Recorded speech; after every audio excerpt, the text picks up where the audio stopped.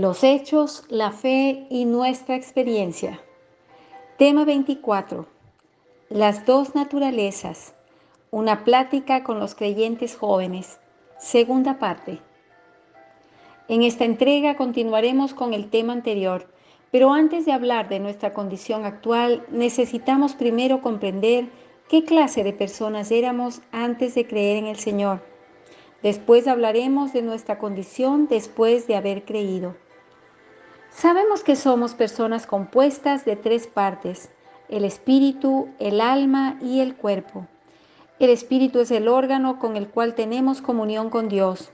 Los animales no tienen espíritu y por tanto no pueden adorar a Dios. El alma es el asiento de nuestra personalidad. Nuestra voluntad, mente y parte emotiva son funciones que corresponden al alma. Y el cuerpo es nuestro caparazón exterior.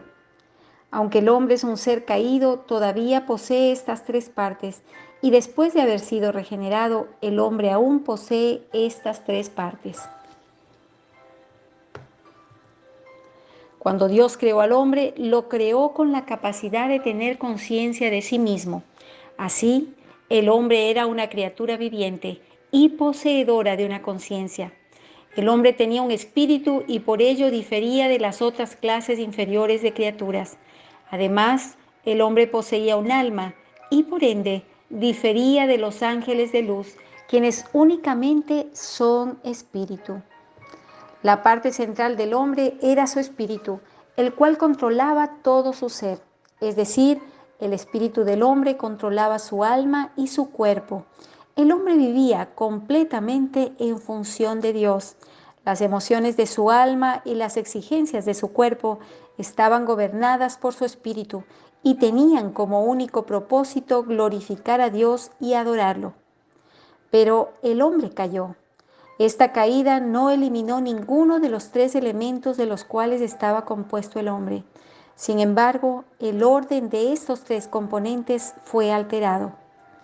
La condición del hombre caído cuando aún estaba en el huerto del Edén nos muestra claramente que la humanidad se había rebelado contra Dios. Su amor por Dios había cesado y el hombre se había declarado independiente de Dios. Génesis 3:6 dice: y vio la mujer que el árbol era bueno para comer. Esto alude a los apetitos del cuerpo, los cuales surgen primero, y que era agradable a los ojos, y el árbol codiciable. Esto alude al afecto que surge en nuestra parte emotiva en el alma, el cual surge después que los deseos del cuerpo se han manifestado. Para alcanzar la sabiduría. Tal era la insinuación hecha por Satanás: y seréis como Dios, sabiendo. Se trataba, por tanto, del espíritu que rechazaba a Dios y el hombre que procuraba satisfacer los apetitos del alma y del cuerpo. Esto es lo que ocurre finalmente. Así, el hombre cayó y su espíritu, alma y cuerpo se vieron afectados. Entonces, el espíritu quedó sujeto al alma y el alma fue dominada por sus muchas tendencias. El cuerpo, a su vez, desarrolló muchos deseos y apetitos anormales con los cuales seducía al alma. Originalmente, el espíritu era quien dirigía al hombre, pero ahora era el cuerpo el que lo dirigía a fin de satisfacer sus concupiscencias. En la Biblia, a estos apetitos del cuerpo se les llama la carne. A partir de ese momento, el hombre llegó a ser carne. Génesis 6:3. Esta carne constituye ahora la naturaleza propia del hombre que ha pecado. Ha llegado a ser la constitución natural del hombre. La naturaleza de nuestro ser es aquel principio vital o constitución intrínseca que rige todo nuestro ser. Desde los tiempos de Adán, todo aquel que es nacido de mujer lleva en sí esta naturaleza pecaminosa. Es decir, todos somos de la carne. Después de haber comprendido cuál es el origen de la carne y que la carne no es sino nuestra naturaleza pecaminosa, ahora podemos considerar el carácter de la carne. No podemos esperar que esta carne mejore. La naturaleza humana es muy difícil de cambiar. De hecho, no cambiará. El Señor Jesús dijo: Aquello que es nacido de la carne, carne es. Notemos este último vocablo, es. Aquello que es nacido de la carne es carne. No importa cuánto se reforme una persona ni cuánto mejore y se eduque, la carne sigue siendo carne. No importa cuánto una persona se esfuerce por hacer actos caritativos y de benevolencia, por brindar ayuda a los más necesitados, por amar a los demás y servirlos, aún así sigue siendo carne. Aun si pudiera hacer todas estas cosas, seguirá siendo carne, puesto que lo que nace es carne, carne será el resultado final. No hay ningún hombre sobre la tierra que pueda cambiar su propia carne. Puesto que Dios vio que era imposible enmendar, mejorar o cambiar la naturaleza pecaminosa del hombre, introdujo el maravilloso camino de la redención.